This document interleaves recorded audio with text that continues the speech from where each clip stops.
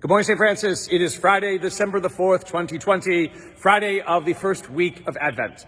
Coming to you from the interior of our church because it's a bit of a cloudy day outside. Our church is already getting ready for the second Sunday of Advent. The second panel is up there on our wall. The second purple candle will be lit this weekend.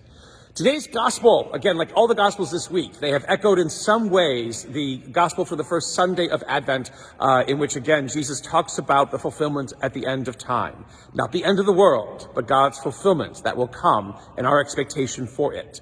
And so today, two blind men ask to be healed of their blindness. And Jesus, before he does so, asks them, "Do you believe that I can do this?" A wonderful question to ask, because it is a larger question to ask us in this season of Advent. Just what is it that we are believing in?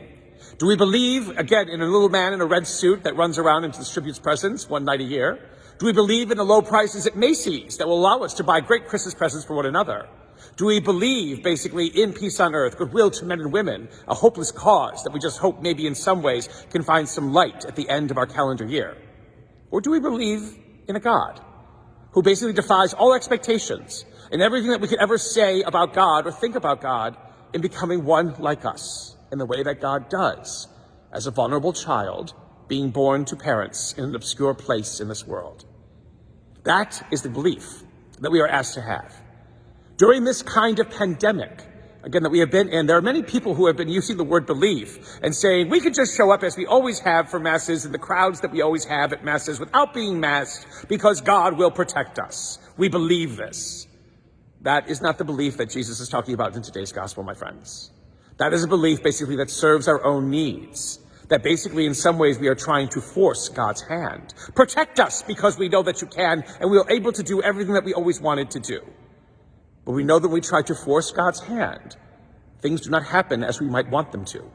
And things could perhaps happen in ways we don't really want them to at all. No, to believe, as Jesus is asking these two blind men to believe, is to know again that God can do extraordinary and wonderful things, but in many ways on God's own terms and in God's own time. Again, Advent is about patiently waiting, patiently keeping vigil, patiently looking and searching for where God is at work in our world and in our lives. Because again, God patiently comes to us to the point of exhaustion, again and again, moment by moment, each moment of our lives. To believe in a God who can work great deeds and wondrous deeds, but yet in God's own time, is a true mark of faith, is a true mark of that courage to believe in a world that sometimes wants a God on their own terms, but ends up with no God at all, because our own terms become very meager and very useless in the end.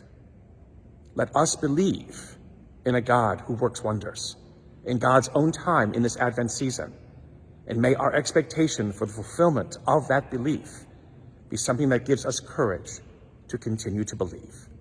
And may the Lord give you peace.